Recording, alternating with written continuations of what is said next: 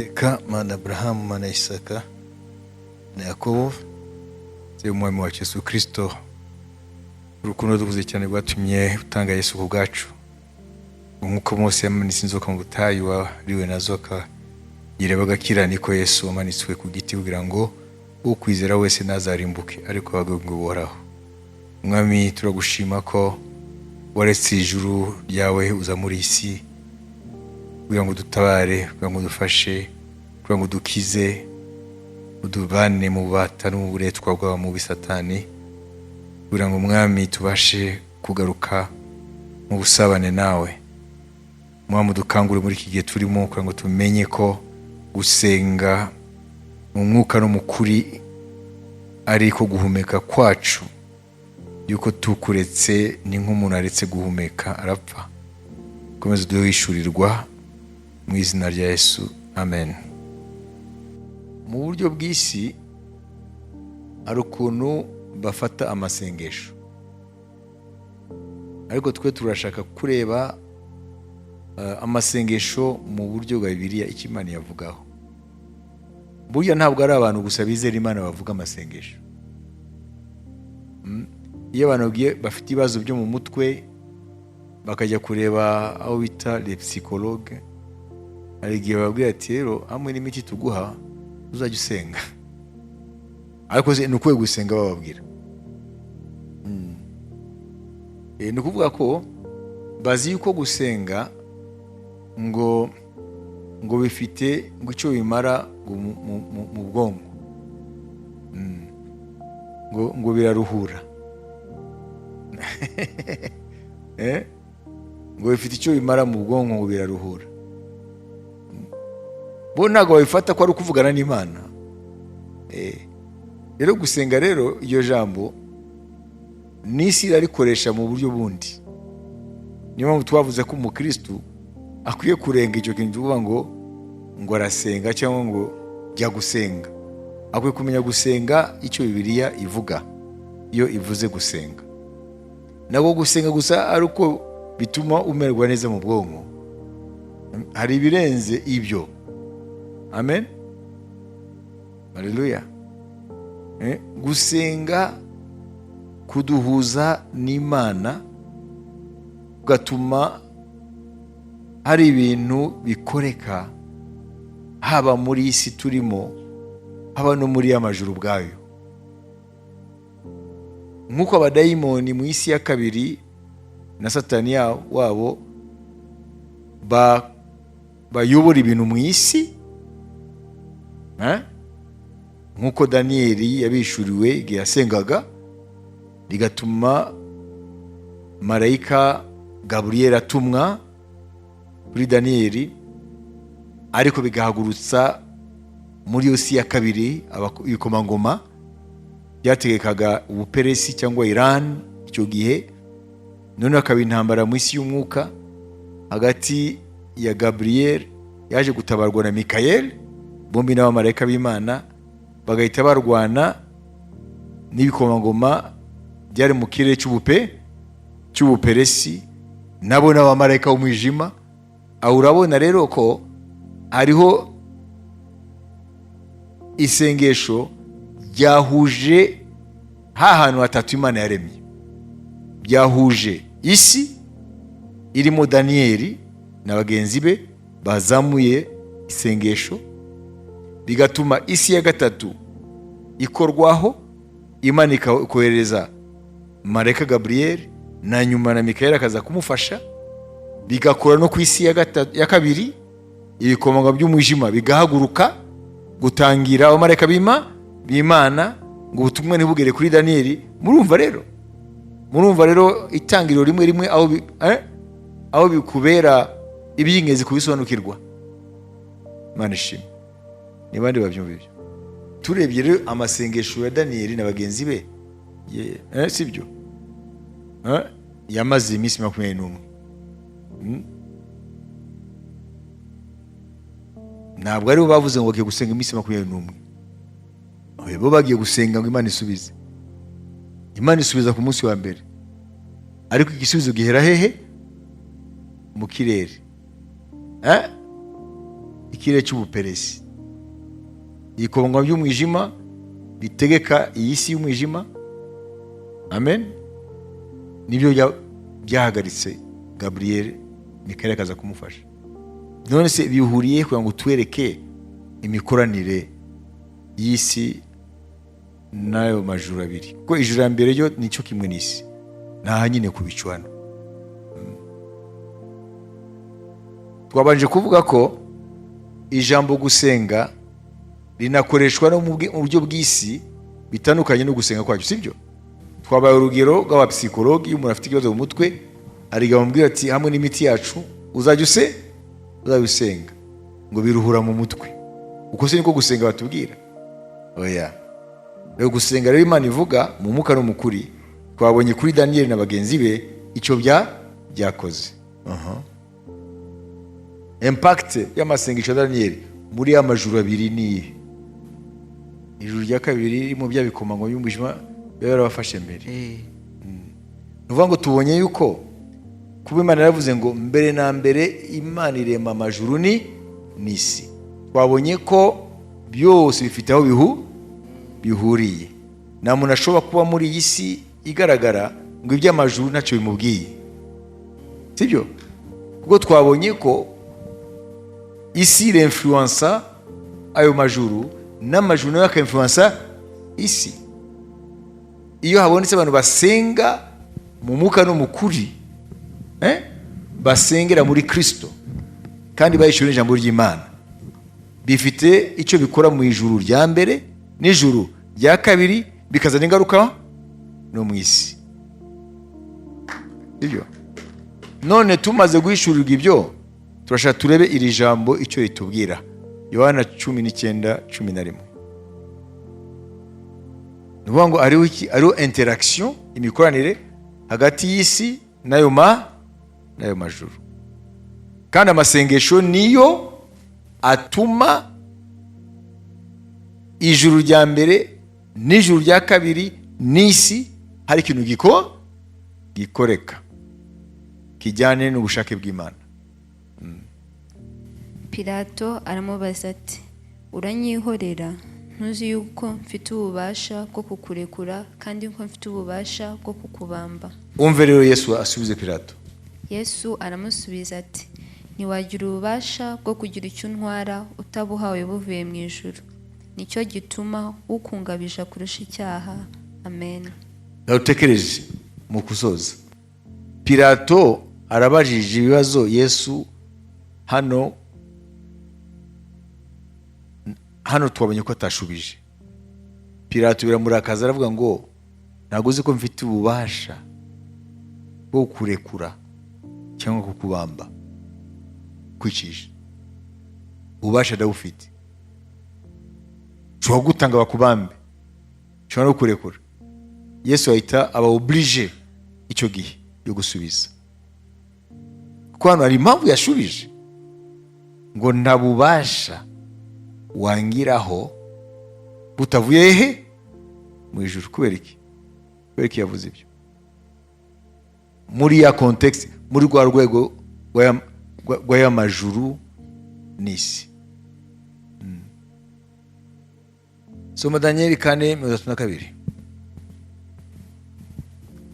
Umwami atararangiza ayo magambo, haza ijwi rivuye mu ijuru riti, yewe mwami Nebukadinezari, ni wowe ubwirwa.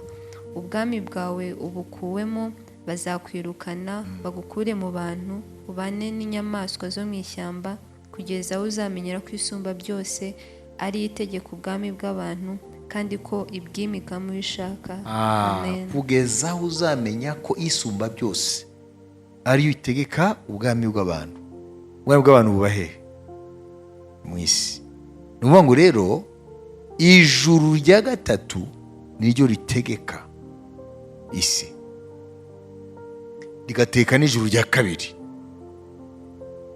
Wabizi? Ni ukuvuga ngo rero nimba ijuru rya gatatu aho Imana iba ariryo ritegeka isi, ariryo ritegeka n'irya juru rya kabiri, kuko irya mbere twabonye ko ari rifatanye n'isi yacu.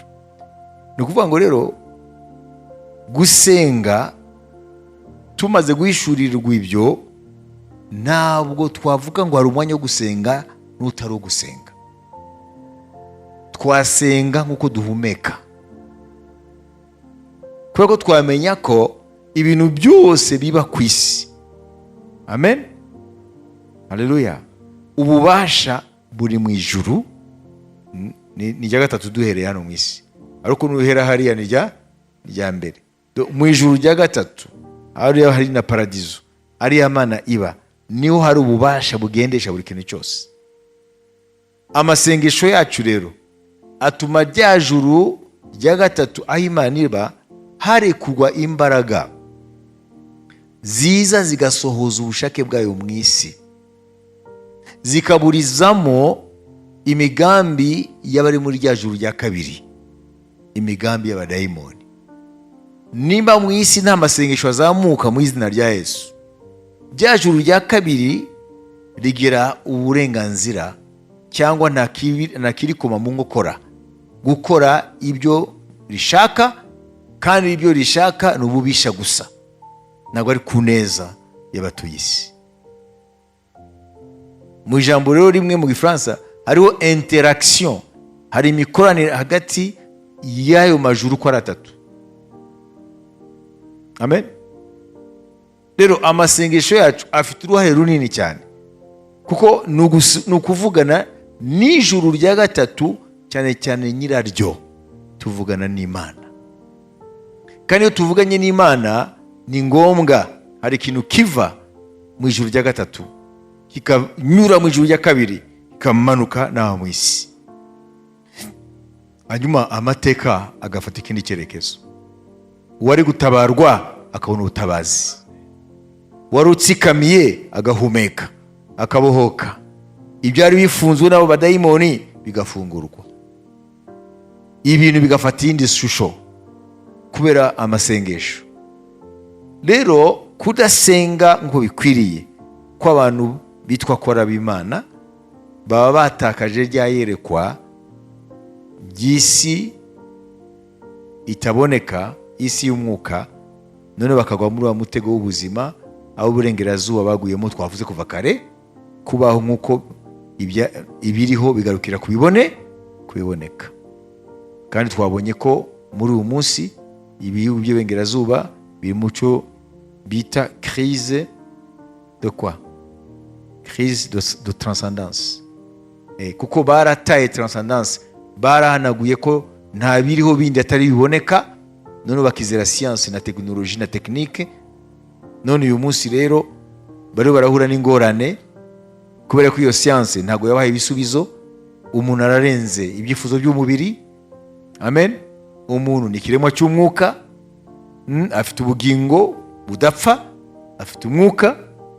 None ubu rero bararetse indangagaciro iby'umwuka, barafashe iby'umubiri by'ubwenge ngo niyo bizabafasha.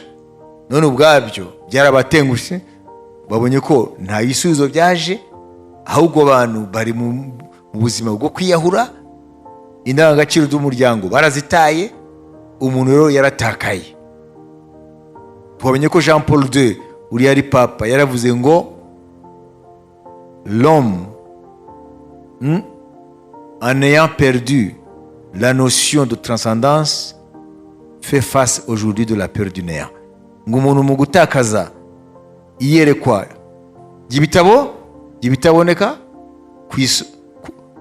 kuri some ku gasongero hari Imana rurema, noneho ari imbere y'urupfu akaba atazi hakurya yarwo ikimutegereje, akaba mu bwoba rero bwo gutinya urupfu. Uyu munsi rero bari hagati aho rero, ibyo bataye ntibabisubiramo, ibyo barimo nta gisubizo bibaha, nibyo bita crise de transcendance. Niyo mpamvu uyu munsi rero ni ngombwa ijambo ry'Imana bakwiye kurigarukaho kugira ngo ribahe igisubizo, bongere biyunge na rurema. Imana ihabwe icyubahiro binyuze muri Yesu Kristo. Amen. Rero ni mubimenye no gusenga, tukisengera, tukabasengera nabo, kuko bari muri crise ya transcendance. Ntabwo basubira mu kumana kandi nibyo iby'ubwenge byabijeje nta gisubizo byabahaye, none bayobozi hagati aho. Niyo uzabona ni ukwishushanyaho amatatu, sibyo biki byose, ugasanga n'abantu bakomeye nabo ukabona kuri televiziyo bariyanditseho ibintu, baricapyeho inzoka ibiki, murabibona ngaho umubiri wose barawupfumuye. Uvuga ngo bari mu bintu ubwabo babona ko bitakwiriye inyoko muntu. Ni ukuvuga ngo rero bari muri crise. Rero uyu munsi rero itorero ntirikwiye kutiga kuri bariya bantu, ukuntu nabo bigeze kwizera nkatwe, none barataye kwizera. Uyu munsi bo baratakaye kandi barabona ko nta gisubizo bafite. Hari amagambo nababwiye abiri akoreshwa muri iki gihe, yazanywe n'umusosiologe yitwa Max Weber umudage, avuga ngo le désenchantement du monde. Ni ukuvuga ngo isi yageze, ni ukuvuga ngo biriya byo kwizera Imana no kwizera amajuru niki, biriya byari bimeze nk'imigani, nta biriho. Siyansi niyo dukwiye kwizera, sibyo? Noneho ngo bavuye muri enchantement, mu bintu bidasobanutse. Ariko uyu munsi baravuga ngo hageze ko isi iba réenchantée, igaruka muri bya bindi bise ko ari ibintu by'imigani, bakwiye kugarukaho kubera yuko bageze ahantu hakomeye. Siyansi nta gisubizo ibaha. Uyu munsi rero ubwenge bwabo bwageze imbere y'inyanja itukura, nta nzira babona, kese bagarutse ku kwizera umwami wacu Yesu Kristo. Niho hari igisubizo cy'ubuzima gihamye. N'ahandi Bibiliya ivuga ngo nko kubakira ku musenyi. Iyo uretse Yesu nk'urutare wahagararaho, wagarikaho ibyingiro byawe, ahandi hose uzajya, ahandi hose uzahungira, yaba amafilozofi atandukanye, iby'ubwenge, iby'imizero idafututse, uzaba uriho uragenda kubaka ku musenyi, ukava ku rutare ukajya ku musenyi. Isi rero y'ubwenge igeze wishyurwa ko iri ku musenyi.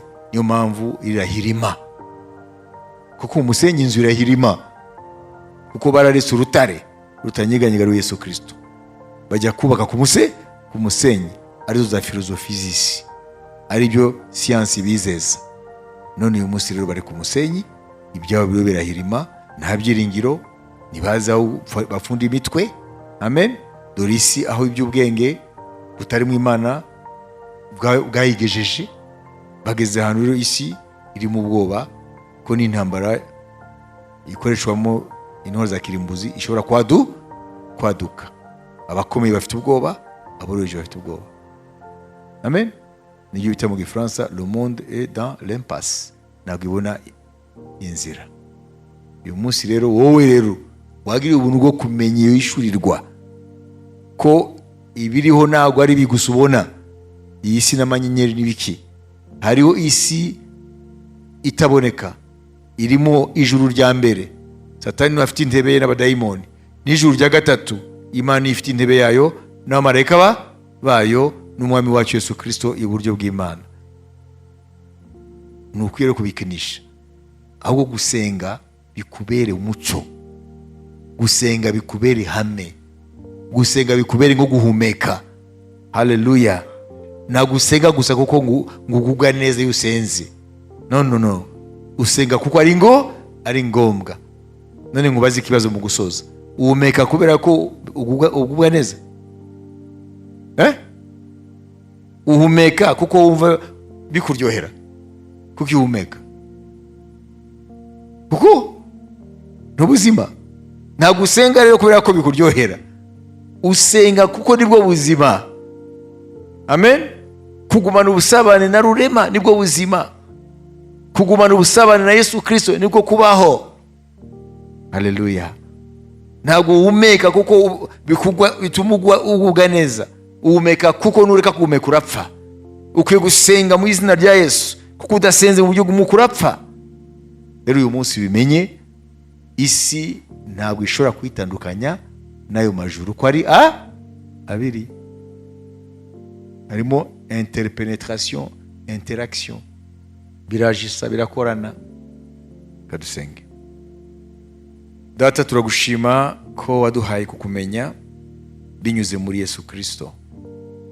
Tukangurire mwami kumenya ko gusenga ntabwo ari option, ntabwo ari mahitamo, ntabwo duhumeka kubera ko twabihisemo. Guhumeka niko kubaho mu buryo bw'umubiri, mu buryo bwa biology.